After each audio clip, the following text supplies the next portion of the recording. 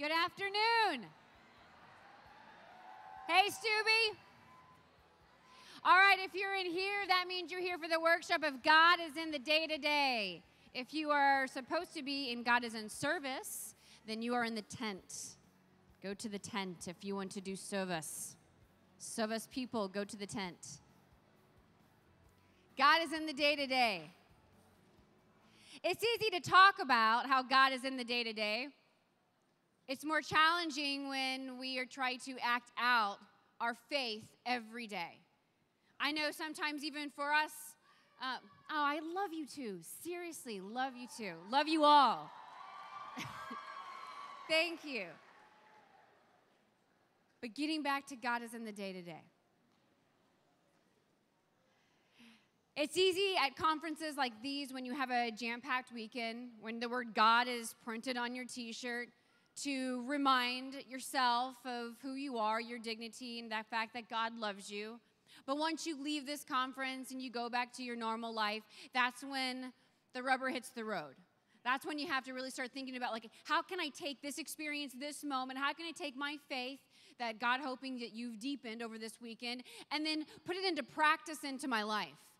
And that can be a challenge, without a doubt, even for the presenters. It's like we have these great, wonderful, sometimes spiritual highs after these conferences, and it's like, oh my gosh, it's so amazing how God has worked in our lives, deepened my faith. I mean, I had one today during Mass, after I received the Eucharist. Oh man, God was talking to my heart in a profound way, and I just bowed my head and just let him love me, and it was huge for me. And that's just a very personal thing I'm sharing with you that happened a few hours ago. And I've got to figure out how I'm going to take that experience of God deepening my understanding of him, my love for him, and how can I bring that into my everyday life?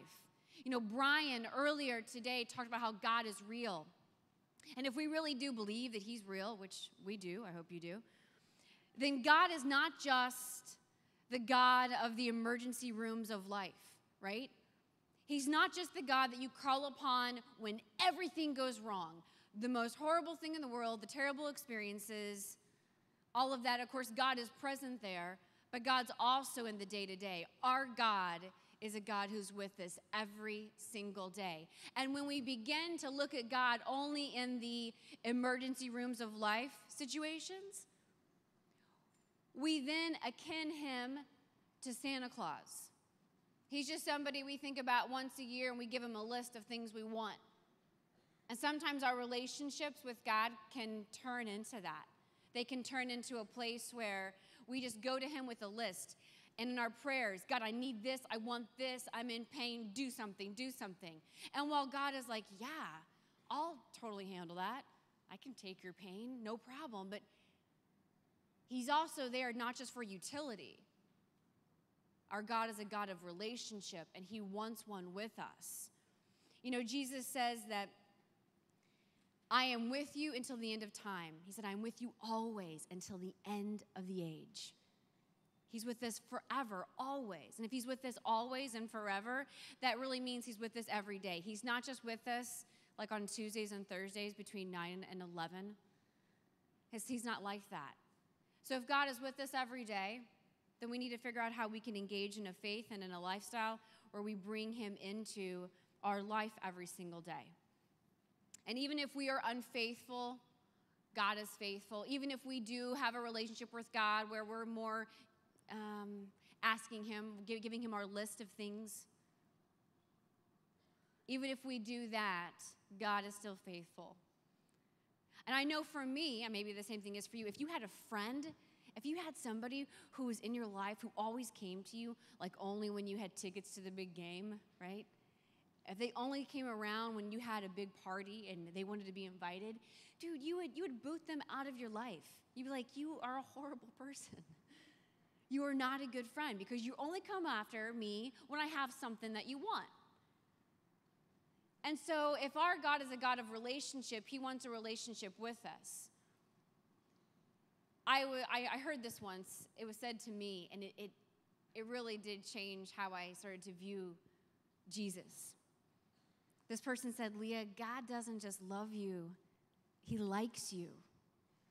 That was awesome. I mean, God doesn't just love you, he likes you. He delights in you. He looks at you with all of your craziness and your funniness, and he smiles and is like, wow, man, they're awesome. I did such a great job with them. He likes you. He wants something more from you. He wants relationship, and that relationship is in the day-to-day. And he's there waiting for us to come back, even when we have lost our faith. In Jeremiah 3:12, it says, and God, this is what God says. He says to Israel, who's done a whole bunch of crazy stuff, and they're worshiping things that are not of God. And he says, return to me, faithless Israel. He calls them out right from the beginning. And he says, return to me, for I will not look on you in anger, for I am merciful. God is merciful, and he wants a relationship with us. And he wants that to be something that we engage in, not just during high moments or low moments, but in the in-between, in the mundane of the everyday.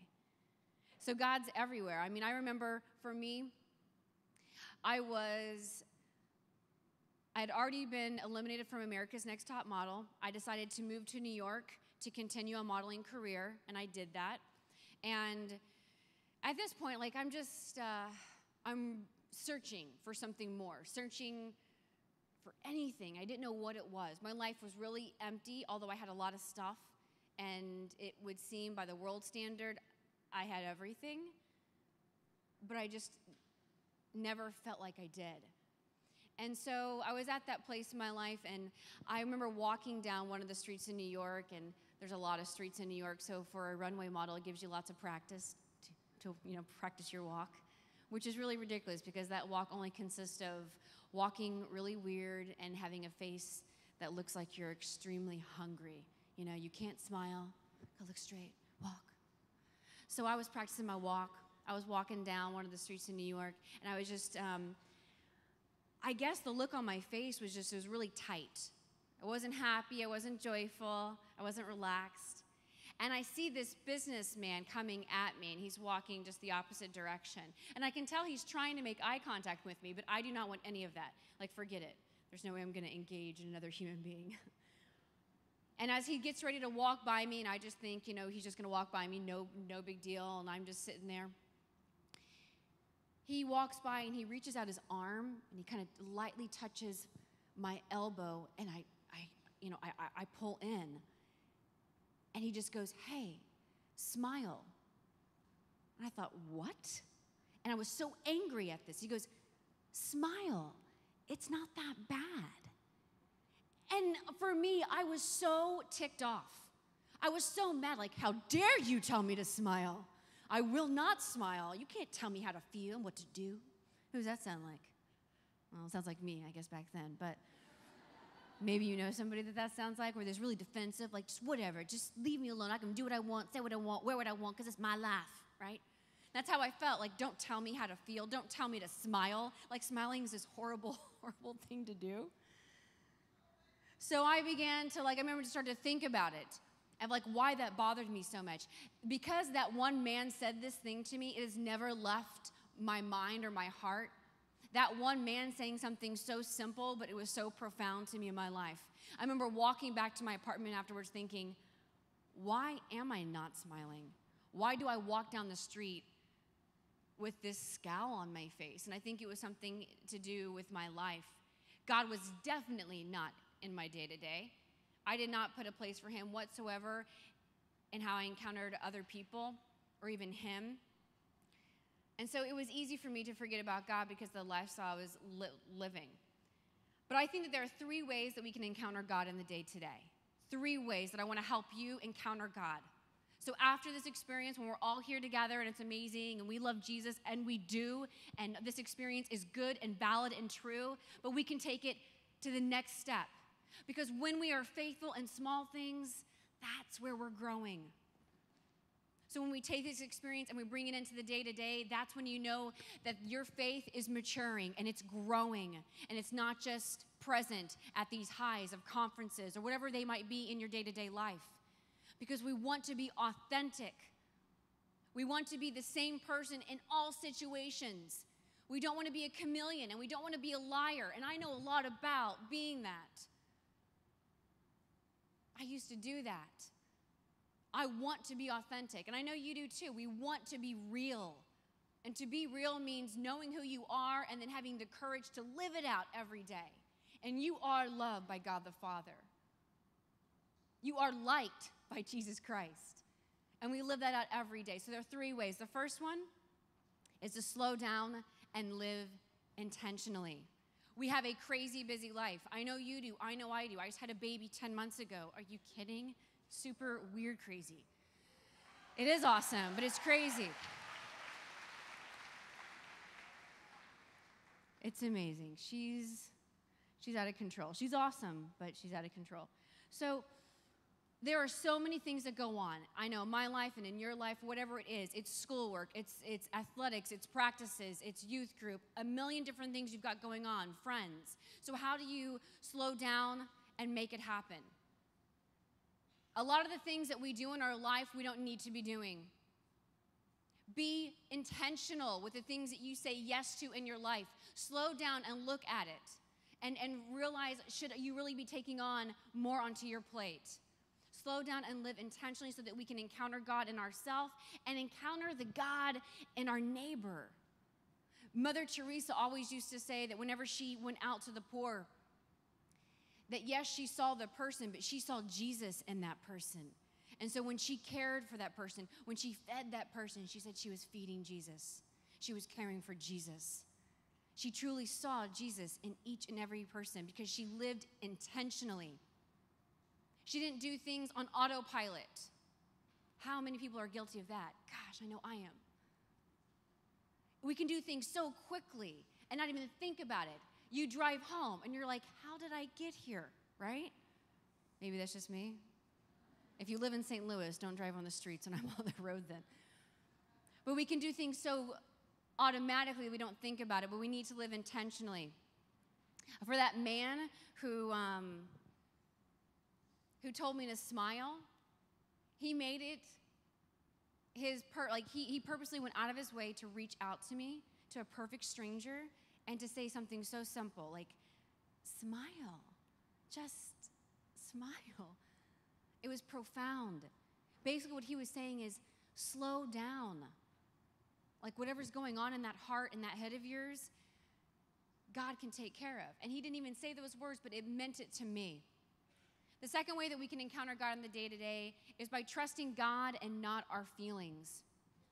Trusting God and not our feelings. And I got a slide here that I can show that's got a great inspirational quote from Saint Jose Maria Escriva. He says, he did not say you would not be troubled, you would not be tempted, you would not be distressed, but he did say you would not be overcome.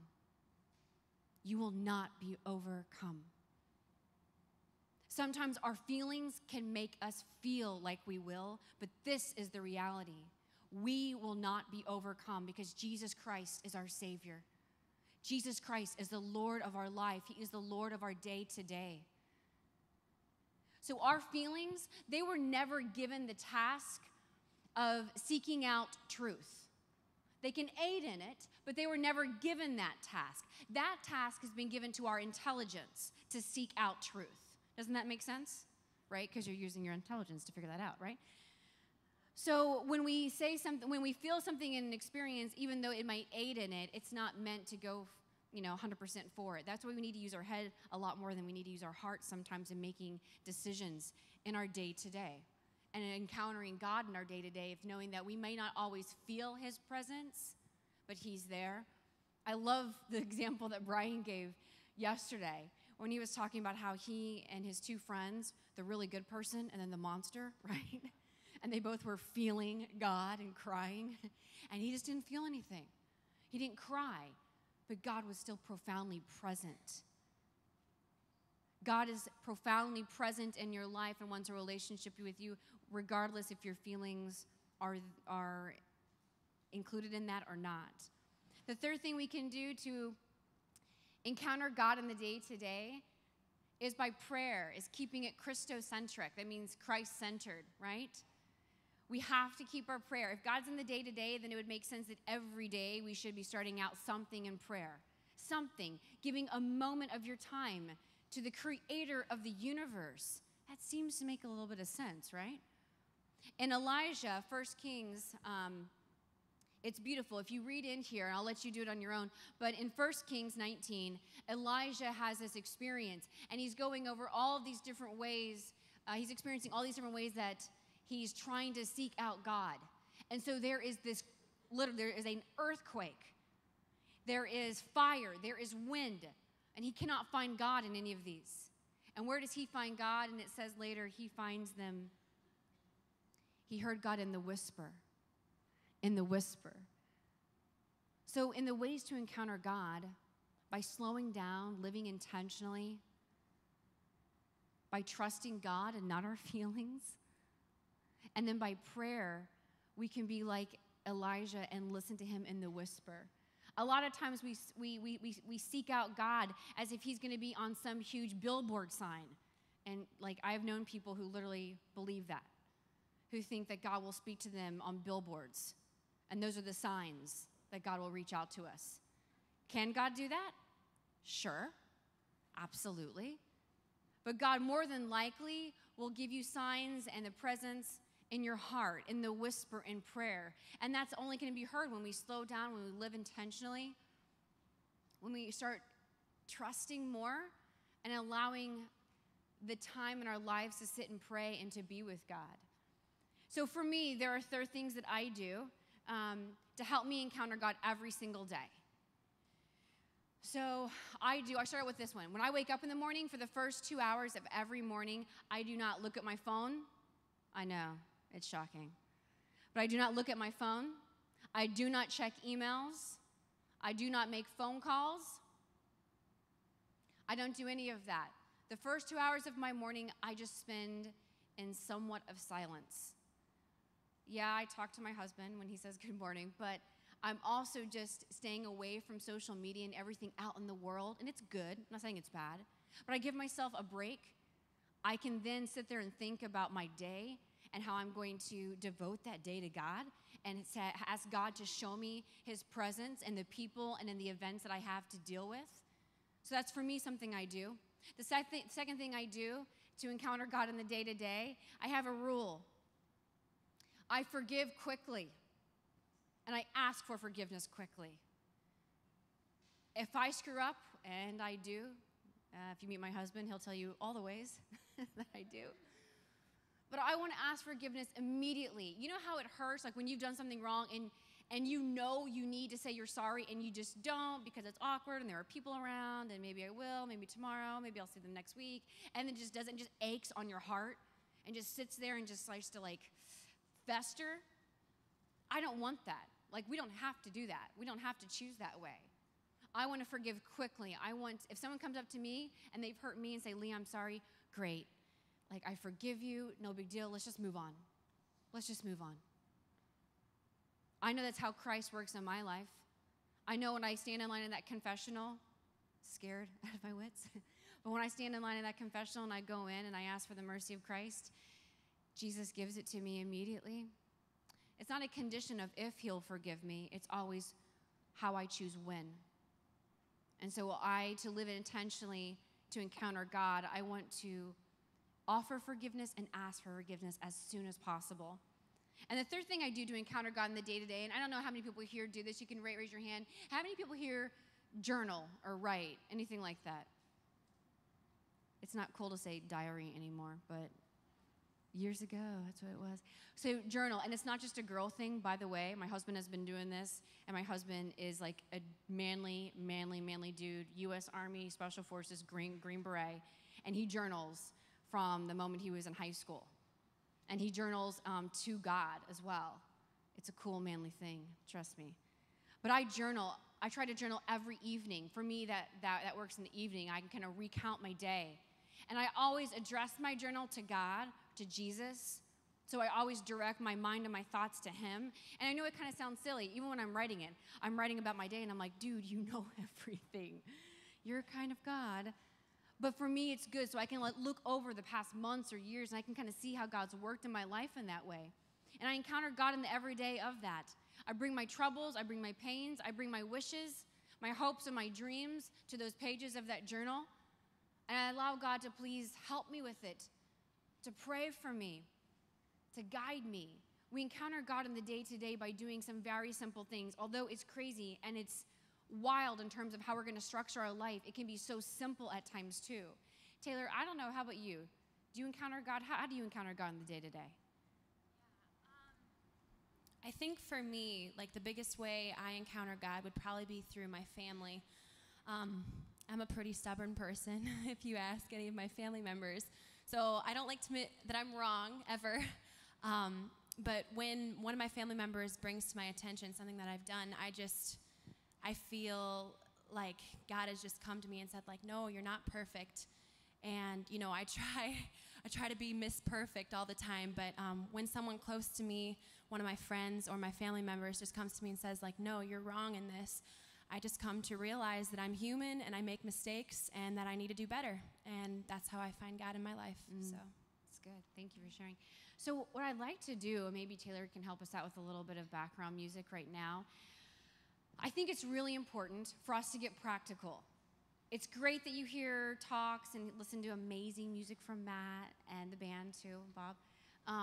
But like, you got to get practical with your faith. You have to be intentional with your life. You need to, otherwise it's just going to zoom by and you're not going to have any idea of what happened. So right now, what I'd like you to do, I'm going to give you instructions and then I'm going to let you go out, okay? What I want you to do is I want you to get into small groups. Ideally, small groups of like about 5. There's a lot of people here, but you can do it. It's no big deal. 5 people, and remember, don't move yet. You got to get instructions first. The first thing I want you to address is this. In a small group, share with everyone. What are the challenges? What are the roadblocks in you encountering God in the day-to-day? Having a relationship with Jesus Christ every day. What are the things that you seem to that keep happening that keep you from that? Whether it's your activities and your chores or whatever it might be, but go ahead and list them out. Share them with the group that, man, this is what you're struggling with right now. It just seems like you can't get in time to pray because of A, B, or C. Whatever it might be. That's the first thing I want you to do, is to share the roadblocks that you're having in creating that relationship with Jesus Christ and bringing him into the everyday and making Christ center in your life every day. Not just on Sunday for an hour, not just for a weekend at Steubenville. Are you kidding me? Do you think God would be okay with that? Like, well, you were pretty much a monster for most of the year, but that weekend at Steubenville, way to go, Johnny, you know? No, dude, it doesn't work like that. So how is your day-to-day working? Get practical. Mention your roadblocks. Be honest. The second thing I want you to bring up is how you're going to fix it. Give yourself 3 concrete ways. I've given you my 3. Taylor's given you hers. Find 3 concrete ways that you can bring God into your day-to-day. It could be something as simple as, like, you know what? Being a little bit nicer to the gal at the Chick-fil-A drive-thru. Smiling and making eye contact and saying hello to the person in the elevator. For goodness sakes, why does that have to be the most awkward human experience on the planet, is the elevator? Don't look at anybody. Don't look. We're all in a very small box. I can't go anywhere. Oh, God, what am I doing? Just 2, floor 2, floor 2. Look at the number, floor 2. Ah, and you're out. Oh, I'm so happy I was out of there.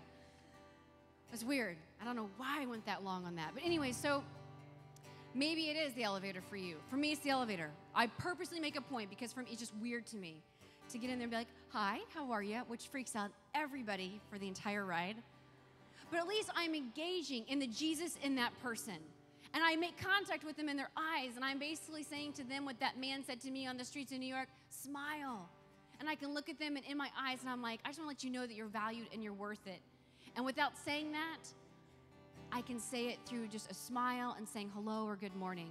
So number 1, the first one is find your roadblocks to God in the day-to-day.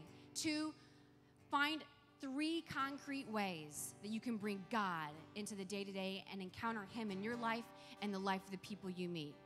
All right, we're going to go ahead and do that now. So go ahead and get into small groups, ideally about 5 people.